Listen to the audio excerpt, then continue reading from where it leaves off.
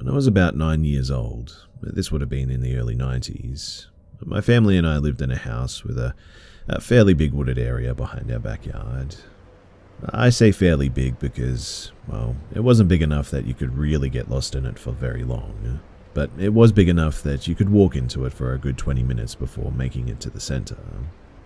It got pretty thick in some areas too, and you couldn't see any of the houses from the neighborhoods once inside. But to my friends and I, it was a magical world. We played in those woods all summer long. My mum would let us go in there as long as we were back by sundown too. Like I said, this was the early 90s and times were a little different then. My best friend would come over and we would just run out there and play for hours. We played hide and seek, army, Star Wars, and anything that we could think of. But our very favorite thing to do was to climb trees. We had a favorite tree to climb as well. It was a huge pine out towards the middle of the woods. The branches at the bottom were low enough that we could grab on and pull ourselves up, and the branches leading up were all very strong and we could climb really high and see a view from above most of the other trees. Sometimes too, when I got bored at home, I would go out there by myself. I'd climb real high in that tree and just think about stuff. I loved being way up there. It was really peaceful and calm. One Sunday, though, I decided to go out on a solo mission in the evening. I knew that I didn't have long before dark, so I hurried into the woods to get a good climb in. I was up in my spot in no time, and I remember it was late summer and the weather was still warm late in the evening. I wanted to be able to see a little bit of the sunset, I think, and then I would climb down and hurry home. I just sat up there and daydreamed as I waited for the sun to begin to set. But then I heard a twig snap on the ground and I looked straight down and saw a man standing at the base of the tree looking up at me. I remember that he was wearing a filthy brown jacket and he had a patchy beard. His hair was sticking up at random places, looking like he had relentlessly run his fingers through it. And he was just sort of staring at me with a bizarre expression that seemed to be one of sort of wonder and delight.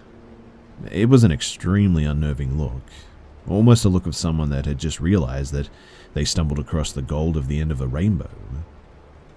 That's the only way that I can describe it, but instantly it made my blood run cold. I went completely numb, like I'd been injected into my veins. I don't know how long he had been watching me before I noticed him too, but thinking about that still makes me shiver. We just sort of stared at each other for a moment, I think. He didn't say anything, and neither did I. It sounds strange, I know, but I didn't want to scream or tell him to go away because I had this feeling that told me not to provoke him in any way. But after a few minutes, he spoke. "Are you coming down anytime soon?" I shook my head back and forth. I didn't know what to say to him. It was clear that I was very uncomfortable at this point, and that should have been enough to make any decent person go away, but he just grinned at me. Then he reached his hand up and grabbed the bottom branch of the tree, as if to test it to see if it could hold him. I do believe that he may have been planning to climb up to me, but the lowest branch was too flimsy and it just wasn't strong enough to hold a grown adult. And man, do I thank God for that. He soon realized this and gave up, but I had seen enough at this point. I finally broke my silence and started to yell for someone to help, and I just kept screaming and screaming. The man backed away a step or two from the tree and began to mumble and curse under his breath.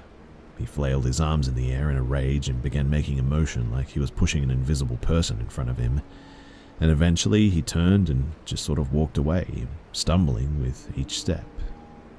I don't think anybody heard my cries too because, well, nobody ever came to help me. I stayed in that tree for what felt like hours because I just wasn't sure if he was really gone. I finally climbed down because the sun was beginning to set, and I couldn't bear to be out there at night. I hit the ground, and as soon as I did, I bolted back to my house, positive that he would pop out from a shadow and grab me at any moment. Thankfully, he never did. I made it home and told my parents what happened. My dad went out to look for him in the woods, but he never saw anybody. We stayed in that house for another 2 years, I think, before we moved across town to a bigger house, and I never played in those woods again for the rest of our time there. I still think about that man sometimes too. Like, what would he have done if I would have come down at that point? I have no idea truly, but that question, it does keep me up some nights.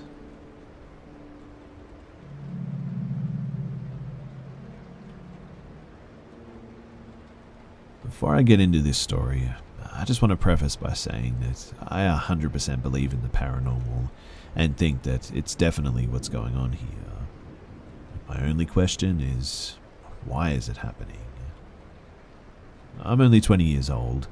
I still live at home. My family built this house 15 years ago, the first and only family to live in it, so nobody has died within the physical house ever. We live in the Midwest, so that may say something about the land that the house is built on, but I just honestly couldn't say. But pretty much ever since I was a kid and we moved into this house, I've experienced strange occurrences that I can only attribute to being paranormal. My older brother recalls a couple of experiences of his own too, but we're the only two in the house that seriously believe that they are paranormal occurrences. The earliest that I can remember was in the late 2000s, waking up in the middle of the night seeing what looked like Aztec warriors doing some sort of a dance at the end of my bed. I wouldn't say it was sleep paralysis though, because I could sit up and move my arms and legs, and this went on for about 15 to 20 seconds before I blinked and everything stopped. When I moved into another room on the ground floor, there were multiple times that I would wake up in the middle of the night to hear harmonica music coming from the living room.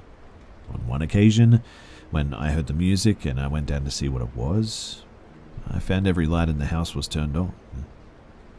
On this occasion, my brother also remembers waking up face down on the floor in his room in a sort of plank position with the lights on, with no memory of getting down there. My latest encounter, though, I was working on our computer in the downstairs living room. I was home alone at the time, the rest of the family was out of town, when I heard the door to our stairs to go upstairs shut. It startled me, obviously, knowing that I'm supposed to be alone, so I called out who did that. After a couple of seconds, a weird, airy voice that sounded like it was coming from all around me all of a sudden said, "I did." That was the first time that I had actually had any two-way contact with whatever it was messing around in the house, and being alone that night, I went and stayed at a friend's house. A little while ago, though, I got a call from my brother who was alone at the house saying that he was laying in bed in his room watching TV with the door just barely cracked open. He said that he heard tapping on the door and apparently turned to see fingers tapping on the inside of the door, as if someone was hiding on the other side grabbing the side of the door with their hand. When he got up to open the door to see who was doing it, the hand disappeared back outside of his room and he couldn't find anyone or anything in the house. Other small things happen pretty often too, like keys or wallets that you know were sitting on the end of the table suddenly go missing for about half an hour, then suddenly reappear exactly where you left them. We are honestly at a loss at this point. Usually with stuff like this, there's a bit of a pattern to the behavior, where it happens, what happens, but what we have witnessed just seems like the most random junk for absolutely no reason. Do any of you guys have any ideas about what all of this could be?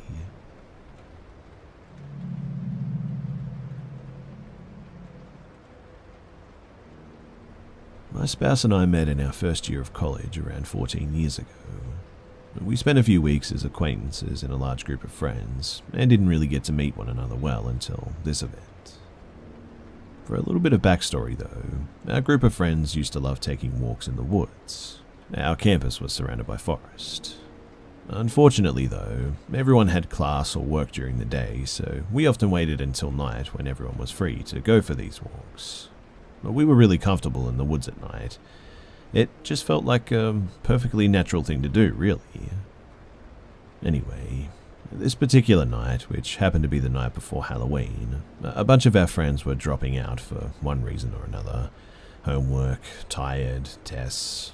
Eventually the last one besides my future husband and I dropped out. But knowing that him and I didn't really know each other well, that last friend told us that we should go on the walk together anyways. It was a little bit awkward to say the least, but we were both friendly people, so we decided to be adventurous and make the best of it. So we headed out into the woods, just being acquaintances, and decided to walk down the path that would take us to a place called the altar site. It was named that way because it had a log kind of shaped like an altar where college students would often leave knickknacks and stuff like that. Unfortunately though, in the dark, we really didn't know this path as well as we thought we did, and we realized pretty quickly that we were getting lost. We joked about having to spend the night out here, and I said, "Well, I hope you're not afraid of survival cuddling." After 45 minutes of walking in what seemed like circles, we started to realize that this might not be a joke. We then decided that we should just pick a line and start walking as straight as we could through the woods. We were hoping that this would get us out because we knew that the entire section of the woods was surrounded by roads or ocean, and we would know what to do when we hit one or the other. It was pretty rough going though. We walked into trees, rivers, swamps, and just kept going for like another hour or so until we stumbled out into what seemed like a larger part of the trail than what we had been on. At this point we started following the trail, hoping that it was a main trail and we could use it to find our way out. I was really thrilled though. I remember jumping out onto it, smiling and saying, "We're going to be okay. This is surely going to get us out." We followed it out into a small meadow where we unfortunately lost the sight of the trail again. But hoping that we would see it again in the woods on the other side, we walked across the meadow and entered the tree line on the other side, only to realize that the trail had completely disappeared. We were about to turn around when we suddenly heard a loud and crisp scream in the woods nearby. It must have lasted like at least 10 seconds and felt super close.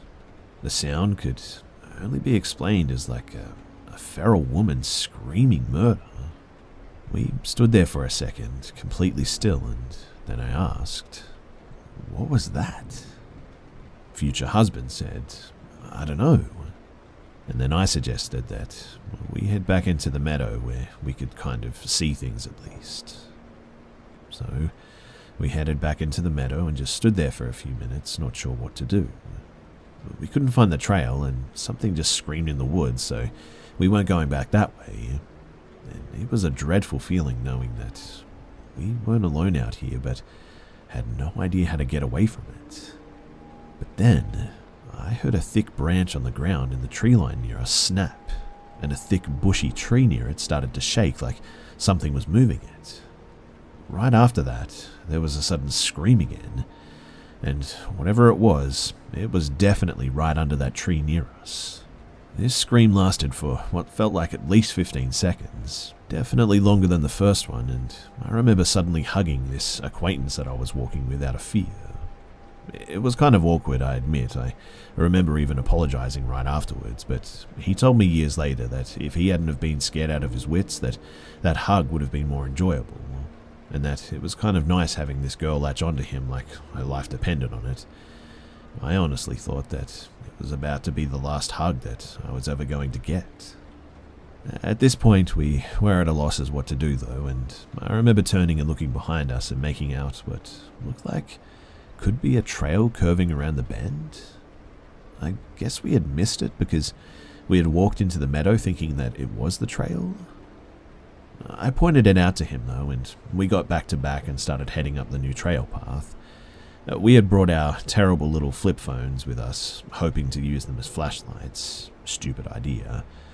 But the brighter one had died earlier on the trails. Mine was still working though. Unfortunately, I really couldn't see anything with it though. So instead I just started flipping it open and shutting it, hoping that it might scare whatever was out there. When we got about 20 paces up the trail, I started to hear a pattern of noises behind us. Since it was fall, the trail had leaves on it, but since it had gotten walked a lot during the day, the leaves in the center of the trail were flattened, but the leaves on the side were still pretty crunchy. And I kept hearing leaves on one side getting stepped on, then silence, and then leaves on the other side of the trail crunching. And although I could be wrong, it sounded like something was moving from side to side behind us on the trail. Maybe trying to get around my side of vision? I don't know, but that was when we heard it scream one more time. It was right behind us, and at this, we both started running. Stupid, I know, but it was just what we did. But as luck would have it, it was only about 20 more paces, and suddenly we were out of the woods and into a large meadow that, thankfully, we both recognized. We ran to the other side of the meadow and got to the paved road, right near the campus. Thankfully, nothing followed us out of the woods, but we did hear this thing scream one more time from the tree line. We ran back to our dorm rooms, promising to talk about what the heck happened in the morning, because it was so late at night at this point that we were both just pumped with adrenaline from sheer terror, and I think we just wanted to get away and just have some alone time. I tried looking up what it could have been that night with my headphones on in the dark room while my roommate slept. I did have some woodland experience, and so my first thought was that it sounded a bit like a screeching owl or something. Well, that's what I wanted it to be anyway. So I looked at all the screeching birds in the region, but nothing was just quite right. They all sounded very screechy and bird-like, but at the edge of a human-like vocal just wasn't in anything that I found. In the end, I couldn't find anything, and I just went to bed. We told our friends about it in the morning, and it became a bit of an instant campus urban legend. People called it the Banshee in the Woods, but some people wanted to make it into a documentary project. But it just stayed a local legend for a couple of years before eventually fading away with all the other noises of the campus life. Most of our friends had heard the story by that point, so I was surprised when one friend of ours couldn't recall it. We told him the story and described the sounds in the best detail that we could, and he said, "I know exactly what you heard. That's a cougar." Well, I looked it up, and I don't know why I hadn't thought of it before, but I knew that cats could scream a bit like a woman, but I'd never heard it before, despite my woodland experience. Funnily enough, I did know from some of my tracker friends that cougars often follow 5 to 6 month long territory walks. So I started keeping an ear out for cougar sightings and activity around the campus. Sure enough, I was able to track down people who had seen the cat about half a year after our encounter with no sightings in between.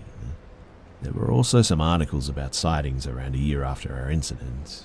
I found some people who had found a kill site on the campus around 6 months after that as well. And in the end, we could even track the cat's routine visits to the campus to line up very squarely with ours. We only lasted a couple more weeks as acquaintance friends, and I don't know if it was the experience in the woods or if it was just us, but we both desired more than friendship in the end. It wasn't a clean transition by any means. He had just come out of a relationship a few weeks before we met and was terrified that he was rebounding. We both took the winter slow and examined our thoughts though, and when we came back after the winter's new year, there was no doubt. It's been over 14 years now too, and a few years ago at our wedding, we told the story to our whole reception, and surprisingly still had friends and family that hadn't heard it. We're both freelancers and spend most of each day together working creatively. We walked in those woods practically strangers, and it sparked something that I never thought that I would find. Trauma, surprisingly, brought us together, but it also had costs on my mental well-being, I guess. I started noticing it just a couple of months after the event that I was sometimes having panic attacks in the woods at night. Just the slightest noise I didn't recognize, and I would be filled with dread, almost paralyzed and begging those around me to get me out of the forest. For me, that has been a big cost. I grew up walking the woods at night, and I'd become so comfortable with it. To lose that as an adult felt, well, a little bit humiliating. I like to think that I've made progress over the last 14 years in pushing it back, but all it takes is the right conditions to bring that memory back.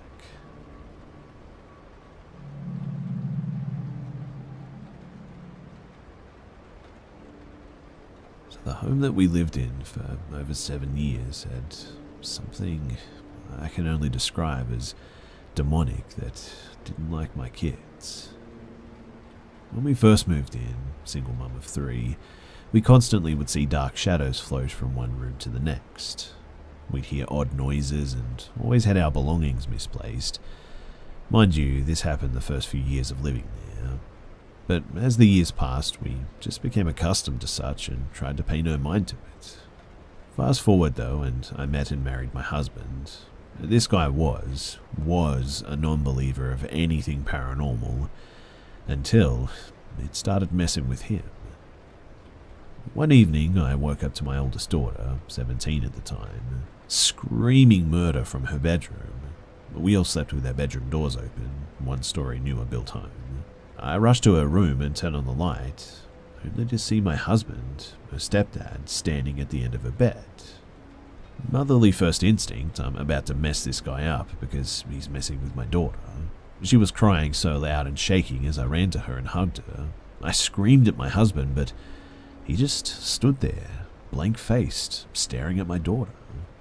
I yelled at him, "What did you do to her?" And he suddenly snaps out of this trance and my daughter calms down. She said that she woke up to him floating by the bed, that his head was close to the ceiling. My husband did not recall even waking, walking, or knowing anything that had occurred. Nonetheless, we all slept in the living room after that.